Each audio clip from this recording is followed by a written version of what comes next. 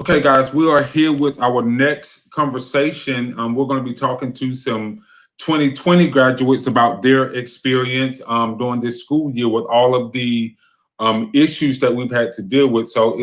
I'm very interested to hear their perspective on some things that we're going to be talking about. So I'm going to go ahead and introduce Terrace Henderson, Shavada Gregory, Naya Vinson, Zacchaeus Taylor, and Janiyah Brooks. How's everybody doing?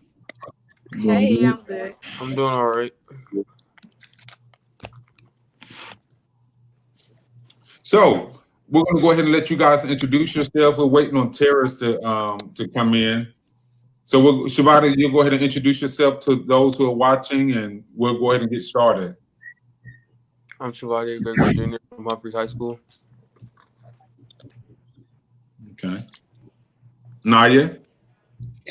Hi, I'm Naya. I'm a senior from Flowery Branch High School, and I'm going to Wake Forest University in the fall. Okay. Janiyah? Hi, my name is Janiyah Brooks from Central High School, and I'll be attending Alabama State University in the fall. Okay. Zacchaeus? Hello, my name is Zacchaeus Taylor from Northeast High School, and I will be attending Mercer. Okay. And I guess Terrace isn't on yet, so we'll get him when he come back on.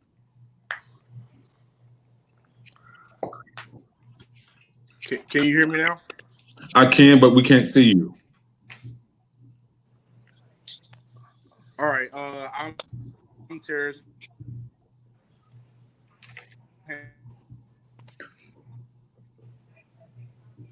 Henderson and junior. Okay. I'm from Forsyth, Georgia, and I'll be attending the IBW for election. Okay. So 2020 has been a year, hasn't it? Yes, sir. Yes, it has. It's been a year. So how would you sum up the year, Shavada, Naya, Terrace, Janiyah, and Zacchaeus? How would you sum up the year if you had to use 3 words to sum up the year 2020 so far? How would you sum it up? It was horrible. Okay. Naya? Unexpected. It was seriously unexpected. Okay. I wouldn't say it was horrible, but it was very interesting. Okay. Yeah, I say it was kind of unexpected. It shocked me. Okay. Terrace, how would you sum up the year? I think his phone is freezing up.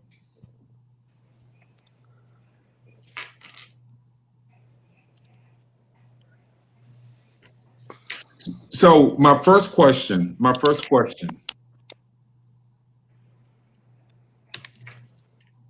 So what event did you all look forward to this year that couldn't happen because of the pandemic or other reasons? What event were y'all looking forward to? Wrong. Track team. Graduation, pretty much. Yeah. Graduation? Track. You said track? Yes, sir. In this, yeah, in Track. the senior trips we had track, yeah. Okay. Naya, what event were you looking forward to that was sort of derailed? Mine definitely was prom. They were going to do like a 20s theme, so I had like a whole dress and stuff picked out. I was also really excited for graduation. I was supposed to do a speech in front of the students, but that never really happened. But we got to videotape it, so that was pretty great. Okay. So you have your speech handy? No, No. Okay. not right now, no. Okay, because we want you to give that speech before you get off with this. Oh, I don't know about that. So my next question, we're going to move to some other heavier topics later. So if you had 3 classmates that you could take on a road trip with you, who would they be, Shavada? Oh, Jesus. This is hard. Yeah. Don't get in trouble. What type of trip are we going on? Any trip you can think of. Does it got to be classmates? Has to be classmates or friends your age. Oh, I take my friend David. I don't know any other two friends. I don't hang out with people my age. Okay. Naya, what you got? Three classmates or friends that you would take on a road trip with you. I have a friend named Ayana. I would love for her to go. She's very level-headed, so if anything went wrong, she's always like the level-headed one. And then I'd bring my friend Kimmy and Mary Quinn. I just really like them. They're kind of fun. Okay. Janaya, who would you take? It's a hard three to pick, but I would definitely take my best friend Tierra Davis. I would take my brother Christian Allen and Kedar Littlebrooks. They're just all fun to hang out with. So yeah, I'll take them three. And I'm supposed to be hating on Janaya and Zacchaeus because I am a West Side Seminole at heart. So but I'm not gonna hate on y'all tonight. Zacchaeus, who would you take? It's kind of difficult, but I'll take my homeboy Zach. My best friend Amanda, and my other homegirl Janaya. Them three. Okay.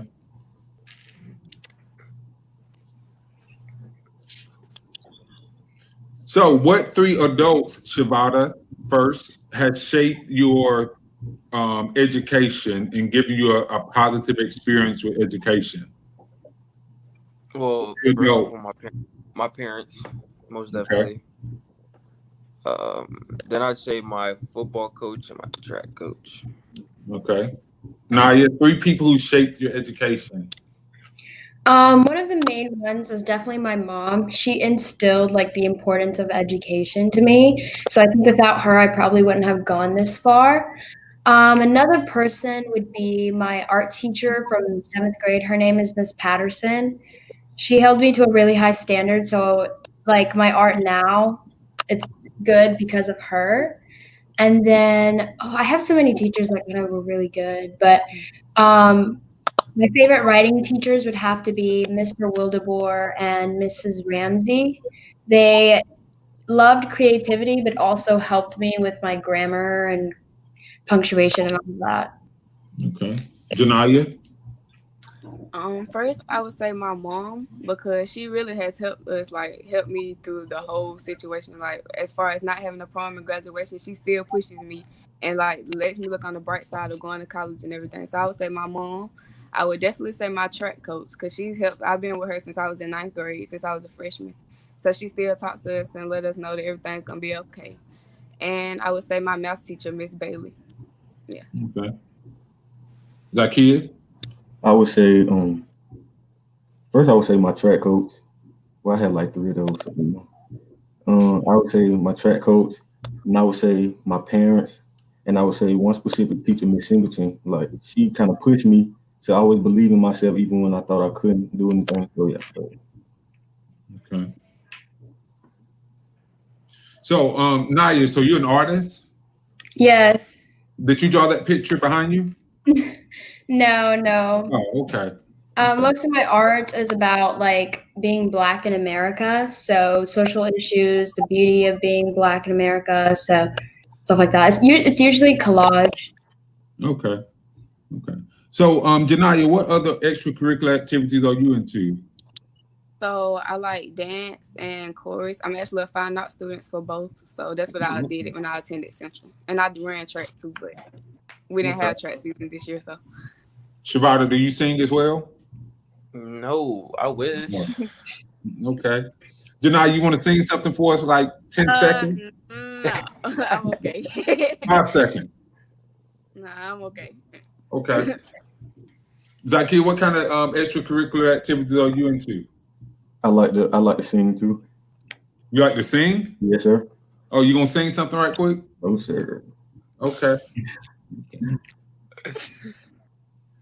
So, if you could choose any art genre, like singing, dancing, painting, whatever, to be a class course, what genre would you pick? What subject would you pick and have a high school implement as a class course that is not already in existence?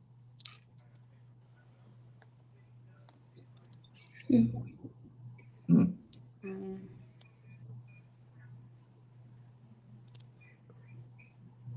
None? No.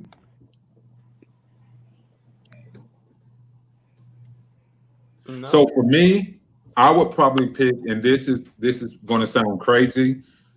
I would pick like a class that would help students learn how to do tax returns. Okay, Yeah. that Yeah. makes sense. Yeah. It doesn't sound crazy. I'd take the class. You would take that class? Yeah, me too. I'd take the class. Do y'all know how to do y'all tax returns? Nope. Yes. I'm with, yeah. I'm with, yeah. That's why I would Nope. implement that class. So which subject challenged you all the most this year? Which subject was the most challenging to y'all? Math. History. Math? Yeah. Math. Yeah. Math Math has always been. Yeah. You said what, Janaya? I say, yeah, math has always been that. So yeah, I Yeah. don't do math. So we all struggle with math because I No. definitely. Oh, you I didn't? struggle with history. Oh well. See, I love history. I love ELA. Yeah. Like I love all those classes. I love math. I hate numbers. So if you all could sit with anybody in history, like dead or alive, to have a conversation with, who would you all pick? We'll start with Zacchaeus this time. Mhm. You could pick one person throughout history to sit and have a conversation with. Who would you pick, and what would you ask that person, or what would you all talk about?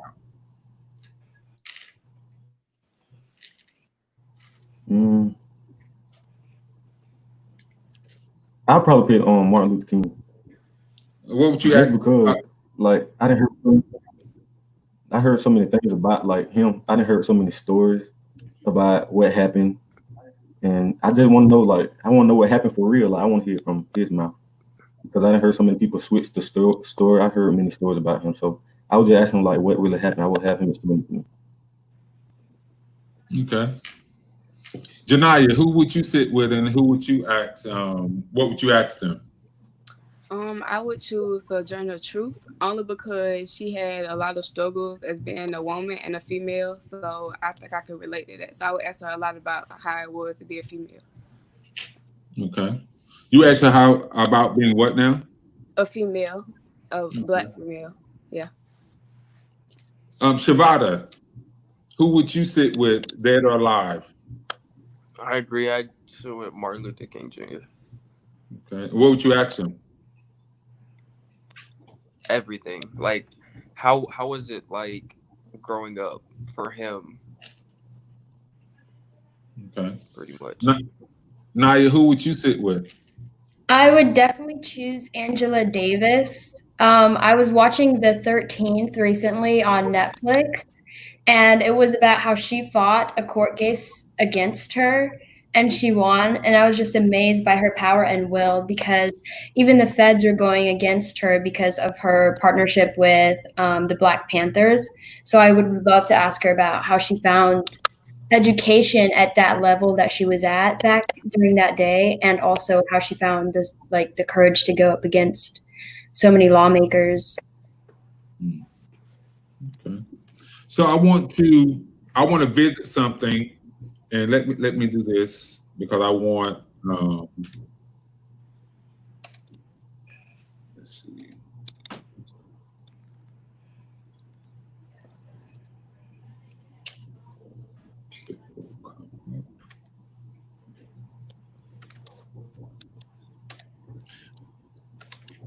So I want you all to look at this particular screen, and I want you all to just stare at it for a second and just read off this list for me.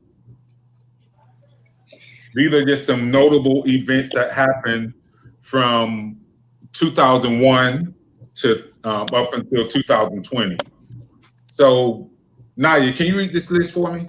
Yes, 9/11 in 2001, Michael Jackson dies, Hurricane Katrina, President Obama is elected, Burger King creates chicken fries, economic collapse, Boston Marathon bombing, Pluto is no longer considered a planet,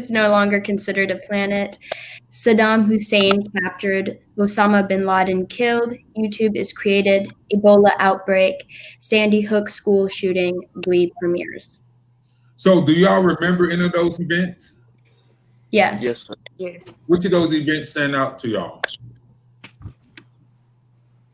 Definitely Osama bin Laden and the Ebola outbreak, especially. And Obama, of course. Okay. I say Janai, 9/11. which of those events stand out to you? When Obama was elected, the Ebola virus, when Michael Jackson dies. Okay. And So when President Obama was elected, do y'all remember where y'all were? I want to say I was in Washington. Okay. Washington State? Yes, sir. Okay. What feeling did y'all have when he was elected? Can you repeat that, sir? I was excited. I felt like it was relief for once. Okay. Why did you feel excited? Because it's like really the first time we just had a black president. Like we just really needed somebody on our side. So I felt relieved. Okay. Why do you feel like we needed somebody on our side? Now we're about to get deep. It's just other presidents, like I really can't explain. Like nobody really just be on the Democrat side. It's always Republicans. So. Okay. Now, how did you feel when President Obama was elected? I think I felt the same. It was pride and relief at the same time because I think it was like representation in its pure form. I mean, you can be whatever party you want to be in, but when you feel represented, it feels really good. And because he was the first Black president and he was a Democrat and he was very relatable to the public, it just felt like he was representing most of the Americans in the United States, especially the African American community. Okay. Zacchaeus, how did you feel when President Obama was elected? I really don't too much remember, but I just remember everybody being happy because, like he was African American with us, so we felt like we had somebody to defend us and take up for us, stuff like that. Okay. And Shavada, how did you feel? I was pretty excited. Okay. So, what about when Michael Jackson died? Do y'all remember where y'all were then, or how old were y'all when Michael Jackson died? I don't remember. how old I was, I think but I was I in just know second I was grade. at the hospital. You said second grade? Yeah, I can't remember. Oh, wow. Wow. Y'all make me feel like really old right now. Wow. So I want to talk about this particular person because I think it was a significant start to our year. And I want to get you guys' honest opinion on it. What comes to mind when you see that name? Everything. Everything like what? Like how he changed the community with what he did.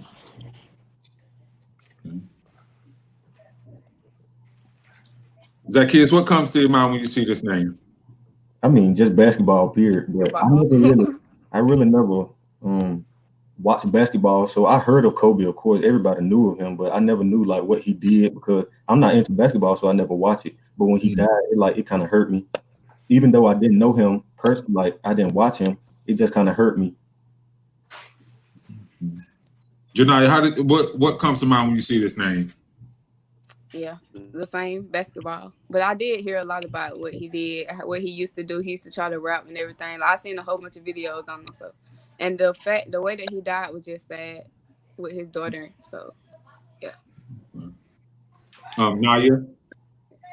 For me, I never really watched basketball, but I just remember everyone just screaming Kobe, when they threw the basketball. So I think it was a sad day for a lot of people and for me too, because he was also a father. So y'all never seen Kobe play? I used to watch it with my auntie because she used to love the Lakers. So she watched it all the time. So if I was in there, I would watch it. But I never really just got into it. Like. Okay. So let's talk about this COVID-19 coronavirus pandemic that ruined pretty much y'all entire senior year at school. What are y'all thoughts on it? I wish it never happened. Yeah. Okay. Yeah, me too. I wish you like, I don't know. Do y'all understand what it is? Who can explain to me what coronavirus is? Anybody? A lot of people like to think it's the flu, but I think it's a lot more lethal than that. It is a virus that pertains to the lung area, and so if it's affected, you have trouble breathing, you have a series of coughs that could probably like break or inflame your bronchial tubes. That's like how I can explain it. Okay. So what events did the pandemic ruin for you all? Other than graduation and prom and you know, your high school events, what other events outside of those did the pandemic ruin for you all? Spring break. My job was actually closed for a minute. Okay. For me, it was just going out with my friends, just going out in general. I think I missed out on a lot of my senior year of just having fun, so I couldn't go out a lot. But my job, of course, was still open during the whole time. So do you think that our government handled this correctly? No. Okay. Anybody wants to jump in on that particular topic? So do you think all of you are from Georgia except for Shabata. So how do you think our governor handled this situation? If you're not afraid to I answer. feel like he waited a little too late to try to like give everybody a stay at home order. I think he waited too late because it was already out, so there was no really stopping it. It really just made it spread more because how long he waited. Okay. So if you had to talk to Governor Kemp during that time, what would you have said to him? If you was in his office and he asked you for your advice on how to handle this? The health of the public matters more than money. Okay. That's probably what I would say, because I think that a lot of the reasons why he took so long to take any action on the coronavirus was because of economic gain or loss. Zakia, what would you have said to Governor Kemp if you were in his office during that time?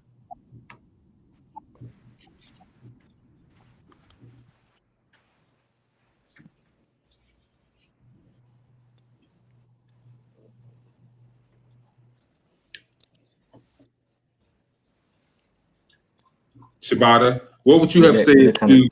Oh, go ahead. I really want to know what to say. Okay. So how do you think the president handled this situation? Well, let's back up. First of all, let me, because I don't want to get anybody in trouble. Let me first of all say that I think that all of you are 10 times smarter than the president that we currently have. Thank you. I think that any of you can lead the country better than what we have. So that gives you my perspective on the president. I think some of you need to go to the White House and sit down with him and have a conversation and articulate to him how to be a leader. But that's my perspective. So what would you say to President Trump if you were allowed to sit down and talk with him?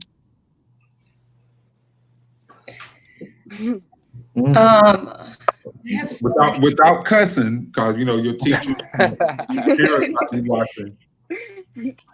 I have so many things. Like, first of all, it would probably be stop blaming it on the Chinese. I mean, of course, everyone said it was coming from China. I think everyone understand that at that point, you know, but there's only so far that can take you just blaming it on China. I mean, he knew about the virus for 3 months and didn't do anything until halfway through our senior year. And then he termed it the Chinese virus, which also creates this whole racist kind of viewpoint with a lot of the Americans. And so there were a lot of things wrong with how this was handled. I really just felt like he just went with the flow. Like he doesn't really know anything about the virus. He's just listening to everybody else. And then when people get mad, he just feels like he has to play both sides. So one time he said we should stay at home. Then one time he's open everything back up. I don't think he handled that right at all. I don't really think he cares about the people. I think he cares about the money.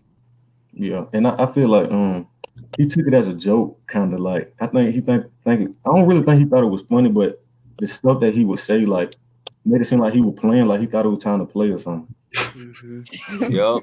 I tell him grow up and start taking responsibility. Oh yeah, he was actually asked on the news, "Do you take any responsibility about how this world is handling it?" And he said, "Nope, I don't take any responsibility for this." I was like, You're the president.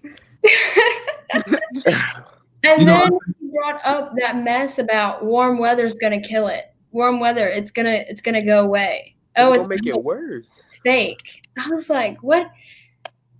I don't even understand how we got to this point. Well, I'm amazed at how articulate you guys are. I think that is amazing that we have kids your age who are able to see that the country is your responsibility. And we won't make this a Trump bashing session, but I hope at some point he see this group of students talking and realize that even a high school graduate knows that it is your responsibility, even when it's not your responsibility. So what else stood out to you all about this pandemic? That I think how fast it spread, to be honest. Yeah, and it hurt innocent people. Like innocent people were being affected by this. Took innocent lives. Yeah. It's the amount of people that they say are going to die, that they estimate are going to die from the virus. What really unnerved me was as soon as the first news speakings about the coronavirus happened, like all of the stores were emptied out of toilet paper, water, all of the necessities that people need. And I was amazed because I was like, wow, people are actually really, really scared, but also very, very selfish. There were no masks, there were no gloves. I mean, we had nothing, and that was crazy. And I think the news also fueled that kind of nervousness in America. So why do you think people rush to get all of those items like that? I think they thought that we were definitely going on shutdown, like a more serious one than what we had. Like you can't go out, you can't leave your house. That never really happened because everyone was able to drive around. But I think that's what everyone was envisioning, like in the movies, where it's going to be like zombies walking around. I think that's what everyone was actually thinking. And so for those who don't know, Shavita is in South Korea. So he's in South Korea. So I want to ask him, what was the climate like dealing with the pandemic there? Was it as hectic there as it was here in the United States? No, it wasn't as hectic. Like, I think the most that ran out here was like hand sanitizer, Lysol wipes, like more like cleaning stuff. Like we were over here, they weren't really worried about toilet paper and all that. But it wasn't as hectic. Like we could still go places, and if like you were coming on base, they check your temperature just to make sure like you're not above 99.5, and they ask you all these type of questions. Okay. So Janiyah, here in Macon, what were your friends saying about it at school? Because I teach, by the way, so I know a lot of the students were talking. You know, what were your friends saying about the coronavirus pandemic? Did some think it was not as serious as it became, and what were they saying about it? They really were just trying to figure out like how all of this just came up all of a sudden. Like, and it just stopped everything. And they really were trying to figure out how to feel about it. Like, nobody really knew how to feel about it. knowing the fact that it was taking away our prom and graduation. So we were really trying to get past that point. But after a while, we just really stopped. I'm not gonna say we stopped caring, but we just like stopped worried about what's going on right now and tried to worry about the future that we have. Cause we still have college. So that's what we was focused on more.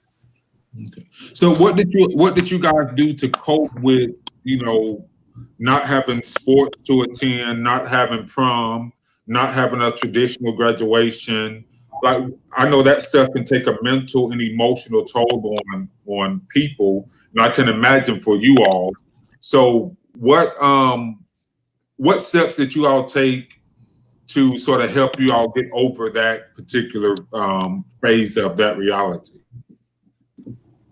I can honestly say that the schools in Bibb County, they really have done their I work make us happy. Like they bring yard signs to our house. We got to go pick up our courts and everything. So they're really trying to help us with it. And the fact that they was actually thinking about trying to get us a graduation together helped. Okay. My school, a lot of our faculty tried really hard to make this, like, especially for the seniors, a year to remember. So they would do like senior shout outs. We'd have like days where it was like Spirit Week and you kind of dressed up at home and posted it. And then my class officers, we made an entire Instagram page to feature seniors on there, where they're going to college, post the things that they posted about senior week, stuff to get them involved, kind of feel like they're still in high school, but. Yeah, I agree.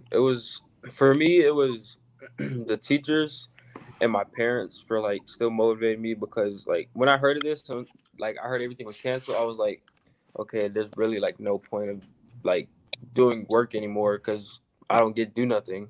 So for me, I say it was the teachers and my parents. What about you, Zacchaeus? And for me, I say it's the teachers. It's the teachers as well, because they tried to do everything they could to make us feel like we still had basically a purpose to be doing our work in school, because everybody just.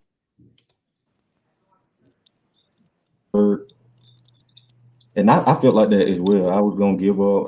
I told my parents I was done doing work, but I kept doing my work. They had to motivate me to help me and stuff like that. Okay. Well, we're happy that y'all stayed the course, and we are really, really proud of you guys for not giving up, because you guys are going to be handling our future very, very, very soon. So I'm happy that you guys stayed the course. You guys were born during 9/11. So, and it is so. What do y'all know about 9/11? I know you hear people talk about it, but honestly, all I know is that a bunch of buildings got, a building or a couple buildings got like crashed into or something, and a lot of people died. Okay. Pretty much. Do y'all have any emotions when y'all hear 9/11 and hear the stories about 9/11 and see old news reports? Yes, personally, I feel bad, but like I can't really feel as much since I really like wasn't alive during the time. Mm-hmm. But I feel it bothers me, because innocent people were harmed by this and their families. So like I really didn't know how to feel, but when I think about it and I put myself in somebody else's shoes and be like, what if my mom and my dad was up there stuck when it crashed and they didn't have nothing else to do but jump? Mm-hmm. I kind of play the other side. Okay. What books are y'all reading? Or have y'all read any books during this time, or interesting literature? Well, you're a math person. No book. Does like social media count? It depends. I read poems. I also have been reading like this series of stories called Pigeon Feathers. It's like a book with a bunch of stories in there. I haven't really read any books, but I do stay updated about articles and stuff and everything that's happening on the news. So I at least watch that. Okay. So let's talk about police brutality, racism, protest, white privilege, and I think it's safe to have this conversation since you all are technically adults now. So when I say the term white privilege, what comes to mind?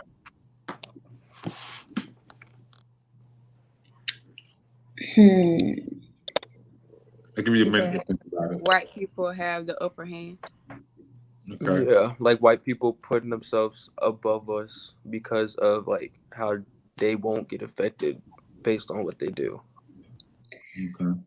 I think white privilege for me is not just about skin color, but the way that certain things in our system is set up to be easier for white people.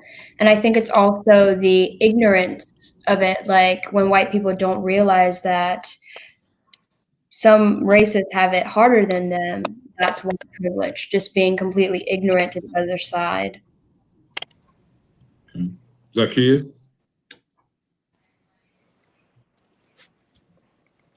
I think he's frozen. I feel like white people taking advantage of their skin color. So, have you guys ever experienced racism, like people being racist towards you all because you're people of color? And if so, you don't have to go into detail, but if so, how did you handle that situation? Oh, You go ahead. personally, a lot of the stuff that I went through was a lot when I was younger.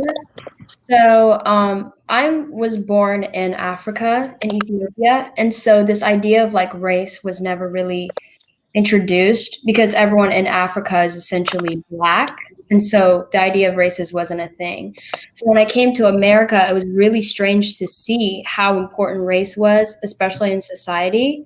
And I would have people like randomly say like, "Oh, Naya's not black, she's African," as if that made any sort of difference, if that made me any better than anyone else. I've also been called like words by like really young kids when I was like probably in like third grade, which kind of shows you that in their homes they've heard it before, and that's why they're calling me that. But I think as I get older, it's kind of microaggressions rather than actual fully racist remarks. Okay, Janaya? When I was younger, I never really had a problem like with people being racist. I didn't really experience that till I got older and started going in the work field.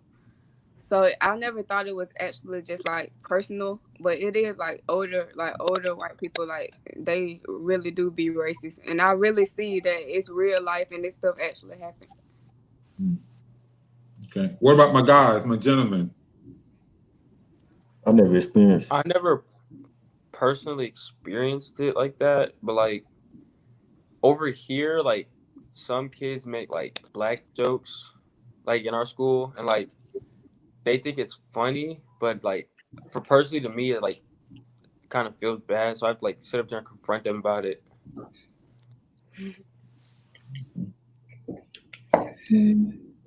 So for my guys, when you see, mainly for Zacchaeus, this question is for you. When you see law enforcement, what comes to your mind when you see police officers, law enforcement, people of that sort? I'm not the type to be scared that people that get hurt by police as well. So I kind of be watching my back, like I kind of watch how I move, make sure I'm not saying the wrong thing to draw any attention. Do you think that is something that only African Americans have to deal with, or do you think we have to deal with it more so than other races? Yes, definitely. Okay. Because I can tell you right now, I am as old as I am, and you and I have the same reaction when we're dealing with law enforcement. And it's just, I mean, that's just what it is. That's just transparency. So, to my ladies, what's your reaction when you see law enforcement?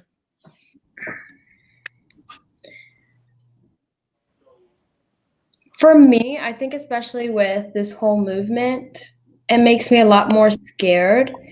Like I've seen so many videos of cops brutalizing just innocent people. It makes me really nervous to get pulled over one day or even just to call them if I ever need help. I mean, with Breonna Taylor, when they just busted into somebody's house and shot them, it just made me go, would I call them if I was in trouble? Would the same thing happen to me? Janaya? When I see that, it really makes me more wise than anything because I know what their job is supposed to be. But the fact that they don't show, like they don't do what their job is supposed to do, that what really hurts me. Cause like as much as they do to like black boys, black men, I feel like they can do the same amounts of black women as well. I feel like it's no off balance. I feel like I don't think it's more the men than women. They're gonna find a way to do what they want to do regardless. And I think they're gonna get off regardless. I think that's very important because you guys are the future for our country. And at some point, my generation have to do something to break that mindset and to break the cycle of police brutality so that your kids don't grow up with that same mindset. And I hope people who are listening to this can take what you all are saying and realize that this is a real problem in Black America. Some people get offended by it. You know, some people get upset by it, but it's a real issue. No matter where you are, it's a real issue as it relates to law enforcement interaction with people who are minority. So that I'm really excited and happy that you guys decided to share that particular aspect of that because there is a serious problem with law enforcement, which leads to my next question. What solutions would you give to try and build a common ground or a strong bond between law enforcement and the Black community? I want you to give me two things that law enforcement can do. Give me two things that we as African Americans can do to sort of build a bridge between law enforcement and the Black community. We'll start with Shabata. I think for me, like what I like tell the police, like use your words more and like stop getting so defensive and like watch how you say things, because for us Black people, you could say something and to us it come off wrong, but to you, like, you think it's perfectly fine. And I don't know what us Black people can change, to be honest.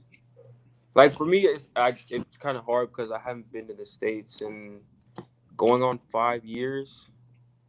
So I don't really know how everybody else in the States, like how they act and so on. Okay. Zakia, I want to hear from you with that. Two things that law enforcement can do, two things that we as African Americans can do to build a bridge between law enforcement. I really feel like this one can play both sides, like what we can do and what they can do. I feel like everybody is holding a grudge at some point. Everybody is holding something against a Black person, or a Black person is holding something against a cop. And they feel like you can't trust each other. So if something is said, it's taken the wrong way.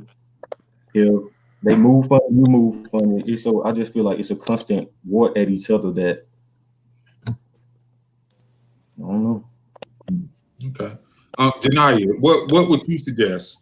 Two things law enforcement can do, two things we as African Americans can do to sort of build a bridge. Okay, so I would say honestly for the law enforcement side, I would say that as far as approaching people, they shouldn't always think that people are armed and people are like gonna hurt you. I understand you have to watch out for yourself, but as far as you just doing it just because and you know nobody's armed, like I don't feel like that's okay. And as far as us, like as far towards the law enforcement, I feel that we shouldn't always feel like every cop, no matter what race it is, every cop is bad. Because every cop is not bad. It's just a certain amount. Every cop's not bad. And as far, again, for law enforcement, I feel like they should know who they have on their team when they hire them. So you should basically learn more about your team other than what you already have. And for us, again, I feel that we should not go looking for trouble. Everybody doesn't, and sometimes it is out of just because they're racist, but sometimes we do stuff that we shouldn't be doing in the first place. So if you just try to stay out of trouble in the first place, then you won't have nothing to worry about. Okay. That was good, Janaya. Thank you. Naya? For me, it's just the entire system kind of needs to be reconstructed. I think there are things in place that allow police officers to have power over the people they're trying to detain. I mean, there are things called the blue wall of silence, where if one of the cops shoots an innocent victim, the other cops won't say anything. And so I think things like that need to be eradicated in the system. I think they need to go through a lot more training, because even a beautician can become a beautician faster than a cop can. I mean, there's only 500 hours of training for cops, while beauticians have to go to school for 2 years. So I think things like that need to be kind of reconstructed. I mean, the ability for cops to completely turn off their cameras while they're having some sort of altercation is problematic. I don't know how you can just take off your camera, kill someone, and then be like, oh, my word against his. Okay. So, of course, you all have seen the protest. You've seen what led up to the protest, with the death of George Floyd. What are your thoughts about Mr. Floyd's death? And I'm not going to ask who all saw the video or who saw that incident carried out, that lynching carried out on national television due to social media. But what are your thoughts when you think about that particular situation? What was going through your mind? And anybody can jump in. No matter what he did, because I doubt it was that bad. No matter what he did, he didn't deserve to go out like that. As far as somebody holding their whole body weight on his neck, he didn't deserve to go out like that. So whatever he did, it might have been bad, but I don't think it should have led to death. So I think the cop was wrong for that. Zacchaeus? That whole situation, I just feel like that pushed everybody to their breaking point. Like that situation right there is what led to everything else that's happening, like the riots and all of this is just because of that. That's what pushed everybody to the breaking point. Like we've been through so much, and after this, like everybody, it made everybody mad, of course, but it's the breaking point. Like you can't take no more after this. You just holding your weight on somebody's neck for something that they did. It probably wasn't even that bad, and you just killed them. Shabada? I felt bad because like there's so like many other like ways to handle the situation, but the cop automatically resorted to like violence with it instead of like use his words, and like he took a life that probably like I feel bad not for him but like for families and all that, because if that's happening to him, just imagine what could happen to yourself if you came in that situation. Nadia, what went through your mind when you think about that situation? I couldn't even watch the full video. I mean, as soon as he started saying "I can't breathe," I had to shut it off, because I mean the cop had his hands in his pockets as he was killing this man, and so I couldn't even watch the video. It made me really angry. And I know that some of you guys said what he did wasn't that bad. Well, he was accused of having a fake $20 bill. So that's what he was accused of. And like you said, Janaya, that in no instance should have led to his death. I mean, that was a very sad situation. And for my two gentlemen on on the video. When you see Mr. Floyd and the Eric Garners and the do y'all know who Tamir Rice is? Have I heard of Tamir Rice? No, sir. Tamir Rice is a 12-year-old who was killed for playing with a toy gun. Mr. Garner, he was killed uttering the same words that Mr. Floyd said, I can't breathe. So when you hear the words, I can't breathe, does that have a deeper meaning for you guys as up-and-coming adults, or do you just see it as a person trying to survive and not be killed by an officer? Or does the words, I can't breathe, have a deeper meaning for you guys as up-and-coming adults and citizens?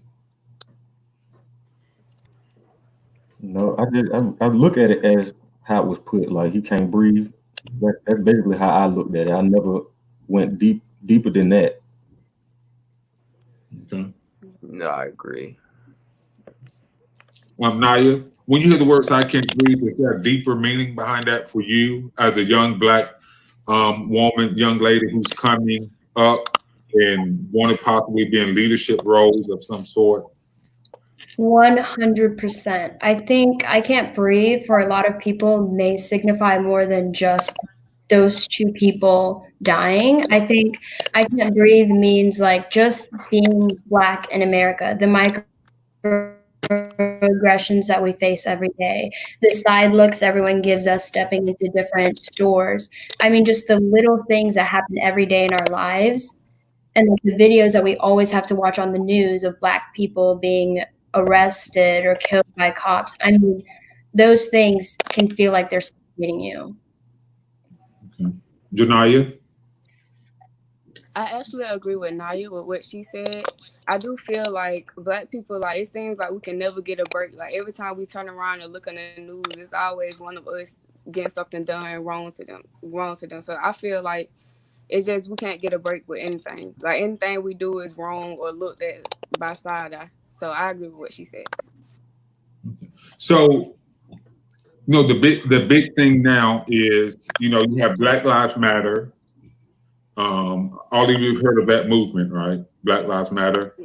So you have Black Lives Matter. First of all, my first part of that question is, what does that movement mean to you all when you hear the term Black Lives Matter? And we'll start with Janaya. You can answer that first. For me, Black Lives Matter means like, yeah, all lives matter. I'm not gonna say all lives don't matter. All lives matter, but Black people, that we should be put first this time. So this is something that everybody should focus on and help us get through.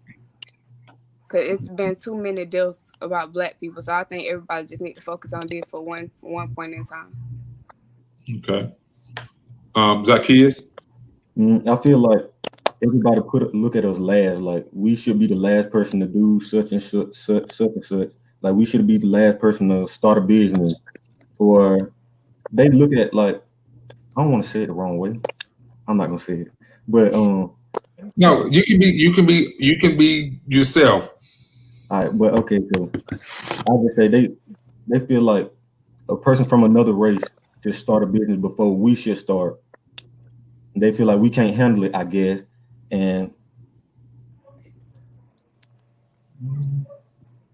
okay. I see you're cautious about saying what you want I don't want to say the wrong thing. So Shavada, when you hear the term Black Lives Matter, what do you think of? I think what everyone else is thinking, how like we're like at the bottom of the food chain when it comes down to certain things. Okay. Naya? I think Black Lives Matter just kind of means what it's stating. I think that Black people are being killed disproportionately, and a lot of people aren't understanding that, and that's why a lot of people rebuttal with the all lives matter thing. And it's also about humanizing Black people. I think that if you humanize Black people more and their lives are valued more, then you'd understand what Black Lives Matter means. Otherwise, people wouldn't be saying, "Oh, all lives matter," even all these Black people are getting killed daily by cops. You know what I'm saying? So what would you all say to a person who says to you, Naya, Janaya, Shavada, Zacchaeus, you know, Black people are only upset when a Black person is killed by a white officer. But what are we going to do about the Black on Black killing in our community? What would you respond to those people who respond that way? Who's raising their hand? Go ahead, Naya. I think Black on Black crime and police brutality are two different conversations. You shouldn't be holding a police officer on the same standard as a gang member. Police officers are not regular civilians. They are trained not to kill people. They're supposed to detain and then put you in prison. So this Black on Black crime concept, when you bring it up, is supposed to distract you. It's supposed to make you say, oh, the cops can kill Black people as long as Black people are killing Black people. Cops are not supposed to kill people, period. Okay. Shavada, what would you say to that argument? Can you repeat the argument, please? You have some people who say, you know, Black people are only upset because a white officer is killing or law enforcement is killing a Black person, but what are they going to do about the Black on Black violence in their own community? What would you say to that person? I tell them to get their facts right. Because, like, I tell them, like, obviously, clearly they don't know what they're talking about. Because Black people don't get mad when white cops kill. Black people get mad when any of us get killed. Oh, somebody's alarm's going off. Somebody had me on a timer. Zacchaeus, what would you say to that argument? I feel like it can't be compared. Everybody try to compare the two, and like it can't. Like regardless of who killed who, we still upset. But police, us killing each other don't make it better for police to do it to us. Like it can't compare. Janaya, what would you say to that? I definitely agree that it's not the same thing that people try to compare it to be. And I feel like even though Black people do kill other Black people, I guarantee that a lot more Black people would come together when they found out that a white cop killed a Black person for no reason at all. So I honestly feel like it's not the same. And everybody has their own issues and things happen like that. But the fact that a cop would be killing someone for no reason, that still doesn't make it okay. Okay, and so one of the responses to that argument is it's not about the killing; it's about the justice that comes after the killing. So most likely, and what I mean by that is, if a Black person kills a Black person, they will be arrested, they will be tried, and they will be sent to jail. But when an officer kills an innocent Black person, we have to have a video. We have to have 3 months of protest. We have to have an outcry from the entire country. We have to have protests in order for us to get a simple arrest of that officer. That's not a conviction. That's simply them being charged with the murder. You know, and I want you guys to keep this in your mind as you're watching all of this unfold. You know, even with Mr. Floyd and some of the other cases, even here in Georgia, when the former law enforcement officer killed Mr. Ahmaud. So those people were charged, but they have not been convicted yet. So, and I think that we, as you know, your generation should make sure that you all pay attention to those kinds of things, so that you'll understand how that process works. So it's never about the behavior; it's about the consequence. Where if you have a Black person killing a Black person, they will receive due consequence. Where if you have an officer killing someone, we have to go through so much to get even a charge or to get that officer arrested. So that's a sort of an argument that you all can formulate however you want to with that particular question. So with these protests, do y'all think the protests are making any difference? And how are they different from other protests? I I think think it makes a difference. You okay? I think it makes a difference. I think they're hearing us. They might not be doing anything about it right now, but they definitely hear what we're saying. And I feel like some people they use it as protesting, but they're just stealing. Some people are just honest to God stealing. Okay. But I think they hear what we're saying. Yeah. So, Janaya, what would you say to those people who are just looting and damaging property and all of that and not a part of the peaceful protest? What would you say to those people? I would tell them that they're very ignorant for what they're doing. And instead of trying to steal something and try to get that stereotype that white people already have on us, I feel that they should be trying to help protest the right way. Okay. So, Zacchaeus, you think these protests are helping us, or do you think we're wasting our time as Black people? And what's your take on that?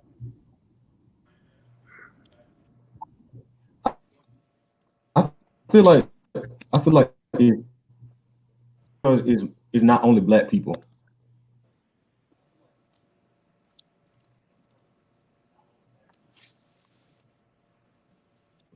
Is white. I feel like that's a big help too because they see it coming from different races and not just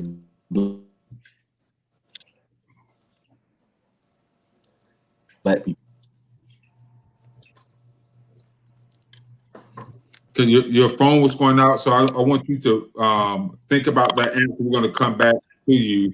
Shavada, do you think these protests are helping? Personally, I think there's many other ways to get your point across.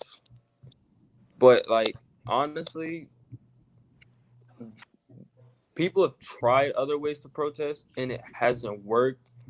So if this is the only way that people are gonna listen, then by all means. Naya? I have to like calm down because I think when I first started seeing a bunch of videos about the protest, I was very alarmed because I was like, oh my gosh, they're burning down a lot of buildings. But when you really think about this many years of oppression, I feel like people have the right to be very, very angry, especially when they saw an 8-minute video of an innocent man being killed by the law enforcement that they have so much trust in. So I think that these protests are doing a lot, and they actually are. The Minneapolis police have already said they're going to dismantle and reconstruct. There's also a lot of laws going out to make sure that there's going to be a minority in the car with another white car, with another white person in the car. There's a lot of laws that are being pushed right now to kind of stop these things from happening. So I think they are helping a lot. And it's also become a huge protest to where people from all around the world are participating in this because it's not just Black people in America are being targeted by the police. They're being targeted everywhere. So, Shabata, how's the climate there with all of the protesting going on? Are there any protests there in South Korea with everything that's going on as far as the race issue?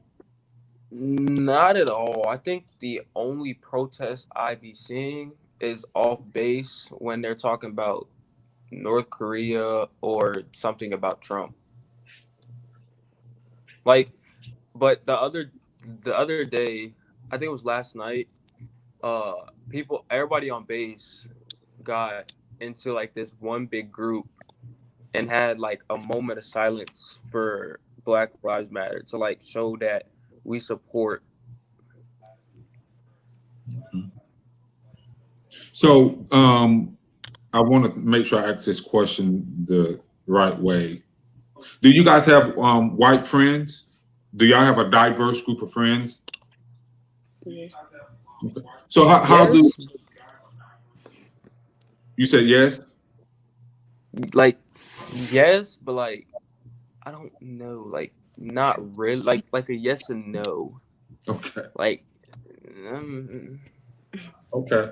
So my question is, with your friends who are not Black, do y'all have race conversations about race and things of that nature? And then if so, what do those, you don't have to reveal the personal nature of the conversation, but what do those conversations look like when you're talking about race with your friends who are not Black? It's like a debate. You said a debate. What do y'all debate about? Like they say, like, oh, we get treated this way because of this, and then I rebuttal and be like, no, we get treated this way. It's like basically like trying to get our points across, really. Okay. What about you, Zacchaeus? Well, I mean, I really have black friends because they're mixed. So like we still the same. So it's like what we talk about is what we talking about right now. So like we agree on things that's going on. It's not really a back and forth kind of thing. It's really the same thing. Okay. Naya? I live like in a area that's majority white community. And so I was really surprised by a lot of my friends that kind of educated themselves on this movement when it became really big. One of my friends, her and I had like a really long talk about it. She said that she never realized how privileged she was as a white person until she went to China for a year to study. And a lot of the students there were like, oh, I want to come to America, but I don't want to go because they're racist or they have a lot of guns and all these things that we think are normal here. To them, it seemed really scary. And so she was trying to defend America. And then she said that she had to like sit down and be like, oh, wow, these are issues in my country. And so now she's a huge advocate for Black Lives Matter because I think it was like an awakening period for her to be like, wow, I'm white and privileged. And I didn't realize any of this until she got a bigger picture when she moved out of the country. Okay. Janaya? I'll say we have regular conversations. They really agree with what I'm saying, and they know from experience because some of them actually do have racist parents, and they just feel like they never can agree with their parents. So they actually have racist parents, and they just don't understand why their parents are so racist the way they are, and they feel like they can't even combine their family together with another race because they feel like their family won't like it or their family won't care. So we just have conversations like that. Okay. So, and to speak to that, I don't want you guys to limit yourselves because all white people are not racist. And I hope that you guys don't ever, and I know that as a Black man, I know it can sort of be instilled in you that all white people are racist, all white people, wants to do harm to the Black race. And no matter what anybody tell you, that's not the case. And so you have to get to know a person. Don't ever allow a person to disrespect you. Always stand up for yourself, but do it in a way that will that's dignified, in a way that is respectful, so that you won't have to take away from who you are to correct somebody else for disrespecting you. Does that make sense? Yes. Okay. So, have you guys voted? Are you registered to vote? I voted. Okay. No. So let's talk about politics for a second. Let's talk about politics. I don't even want to ask. I'm not going to ask who you all are voting for and all of that, but I will ask a question. Do we know who's running for president? Do y'all know who's running for president? I don't remember. No. I don't remember. Naya, do you know Not at all. who's running for president? Joe Biden and Yeah, Joe Biden. I know one person. I can't really tell you the other names, but that's who I just know that has been on the news and everything. So Joe Biden. Okay. So Joe Biden and President Trump, they are running for president. So we're now in the phase where Joe Biden has to pick a running mate, which is his vice president.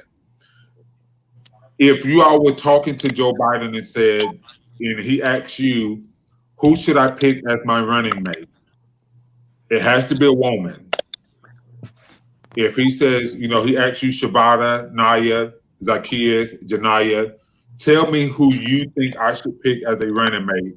Who would you all advise him to pick? Personally, I don't know. I'm not really much a politics person, so I can't really, talk on this topic. Okay. Yeah, I don't either. I never been like, I never looked into this. Like, I never got deep into it. So my assignment for my two gentlemen, I need you to research some ladies in politics and decide who you would pick as a vice presidential candidate. So Janai, who would you pick? I really honestly couldn't tell him a specific name. I would just tell him to get somebody that would help him, be behind him as far as what he needs to do. He just needs somebody that knows what they're talking about. Really, that's what I would tell him. Okay. I couldn't tell him a specific name. Naya? I have like 3 on the top of my head right now. Stacey Abrams, Elizabeth Warren ran for president, but she dropped out because she was losing against Joe Biden, or Michelle Obama, but I want her to run for president. So, Well, I can tell you for certain that I don't think Michelle Obama is going to run for president. I'm almost certain. I wish. She would win most definitely if she did. most definitely. So speaking of Michelle Obama, when you ladies see Michelle Obama, what do you ladies see when you see her? Class. Yeah, a leader. So what is a leader to you, Janai? What defines leadership qualities for you? For me, it would be someone that not only like they really just listen to what everybody else has to say. They get everybody's opinions and they decide how to work on it by themselves, but also including everybody else in. Okay. And when people don't know, like they don't really know what to do, they step in and they be like, "Hey, you should do this," or they listen to everybody else what they should say. That's all. Okay. So, and we're about to close out with this one last activity that I'm about to ask you all to do. The world has stopped.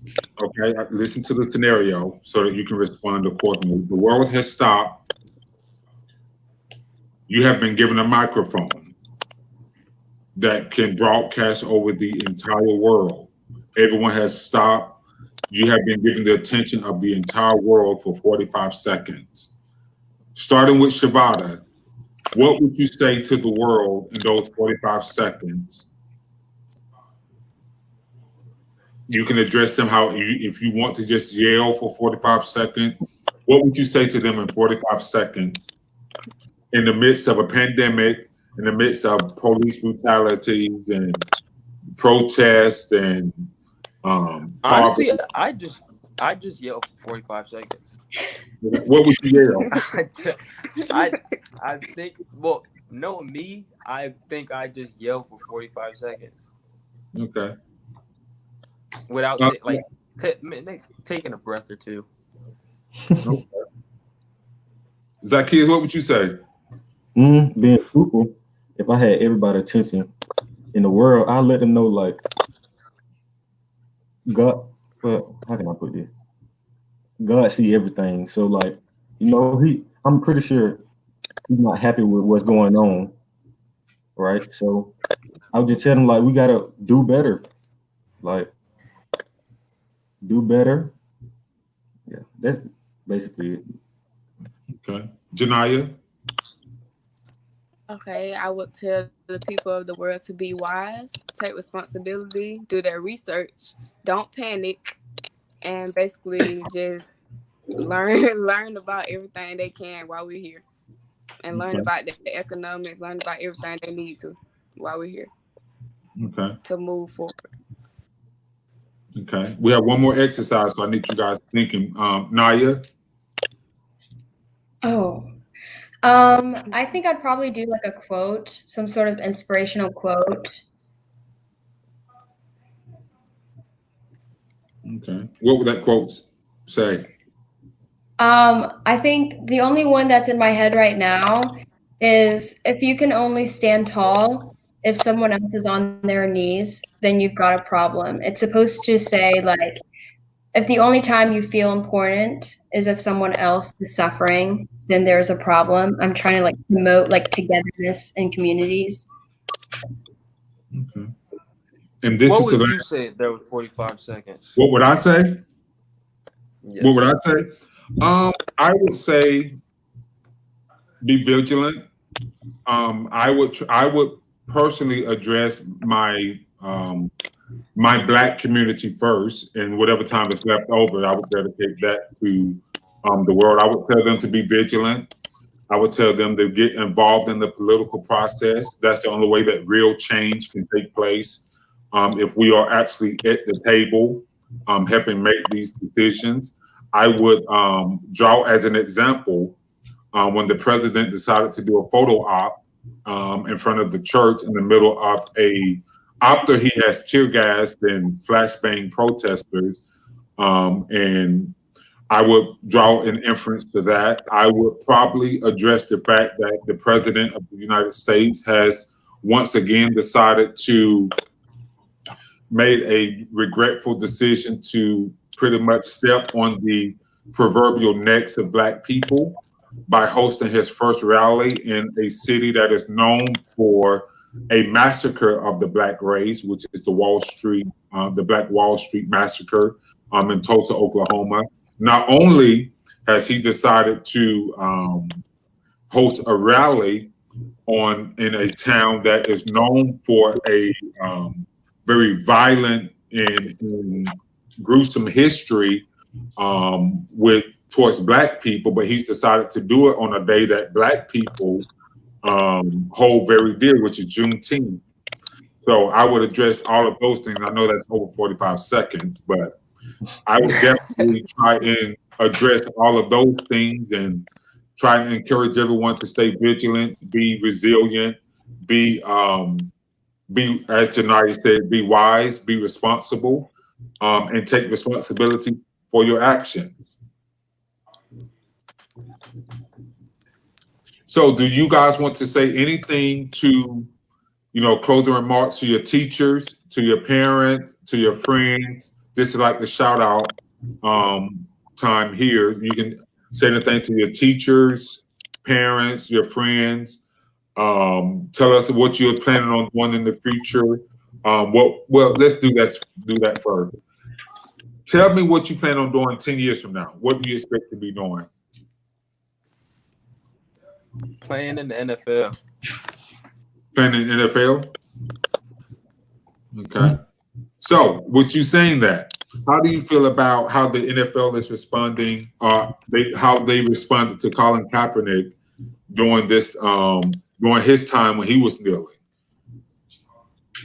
I feel like they responded in a negative way, but now they're like kind of thanking him. Okay.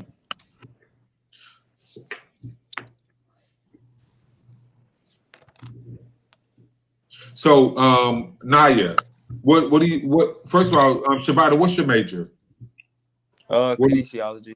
Kinesiology? Okay. Naya, what do you plan on doing 10 years from now? I will probably be a museum curator in a museum. If you don't know what that is, they curate museums. So they design what kind of art is going to be in museums. They design everything that's showcased. And my major would probably be like Black art created by, Black people. And so that's what I'll be curating. Okay. Zacchaeus, what would you be doing 10 years from now? Or what would you want to be doing? In 10 years, I'm going to be just getting out of college. So I plan to be opening up my own veterinary practice. Okay. So you like animals? Yes, sir. Okay. Janaya, what do you plan on doing 10 years from now? Well, I'm majoring in exercise science to be a physical therapist. So I'll be graduated from college by then. And I would hope to have opened up my own rehabilitation center. And I'll just start from there. Okay. And you're going to ASU? Yes, I am. Is that an HBCU? It is. Okay. I think a few people who are watching went to ASU. Miss Antoinette Hagerbrooks. I think she went to ASU in Alabama. So, okay, now you guys can shout out whoever you want to shout out. Give thank yous to those people who helped you throughout this journey from elementary to middle school to high school, now on your way to college. I want to say I'm extremely proud of all you guys, and I am excited about what you're going to do in the world and in the country. And I know that all of you are going to do some wonderful, wonderful, wonderful things. I'm really impressed by how articulate you guys are with what's going on during this time. I can't say that I was that articulate when I was your age with everything that's going on. So I'm very excited that the future's in good hands with you guys. So who do you guys want to shout out? You know, get some thank you, some appreciations to, some acknowledgments to. You can do that now. Anybody can have the floor.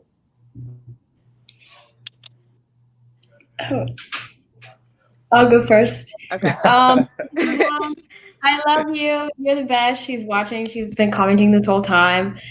Miss Ramsey, you have shaped the way that I've written and will write for the rest of my life now. Thank you so much. Thank you, Da Vinci Academy, for my education. Thank you, everyone kind of in my life that's kind of pushed me to the point where I am now. Thank you. Oh, thank you, Hannah. She's in the comments too. All right, so I'll go next. I just want to say thank you, Mom. You have been a great leader. You have really helped me. You really pushed me through. I want to congratulate the whole Central High School class of 2020. You know I love y'all, and I won't forget y'all when I go to Alabama. Also, the other schools in Bibb County too. I'm not going to forget about y'all, but Central is first. Thank you. Hold on. I am a Westside Seminole, so I can't let you just go in too hard about those sugar bears or Yes, bears. that's what. Go ahead, Zacchaeus. I want to say thank you to both of my parents, my classmates, all of my teachers. I won't put a name. I thank them all because at some point I wanted to give up, but they helped me realize how important it was to keep going, and I am where I am today because of all of them. So I thank them all. And Shavada? I like to thank my mother for always yelling at me about schoolwork. I like to thank my dad for always yelling at me about schoolwork and helping me with sports. And then I like to thank the teachers that actually yelling at you about schoolwork. I always yelled about schoolwork. Like it could be like 8 o'clock in the morning and I get yelled at about schoolwork. But it's okay. It got me to where I am now, so I'm not really tripping. And then I like to thank now when you go to college, you won't have anybody to yell at you about schoolwork. No, I still will. My parents gonna call me after you may blue. you may want to record her on your phone, and when you feel I got you. Yeah. I got you. I'll record it for you. And then I like to thank teachers that didn't give up on me when I couldn't maintain the good grades because of the lack of focus and me playing around too much.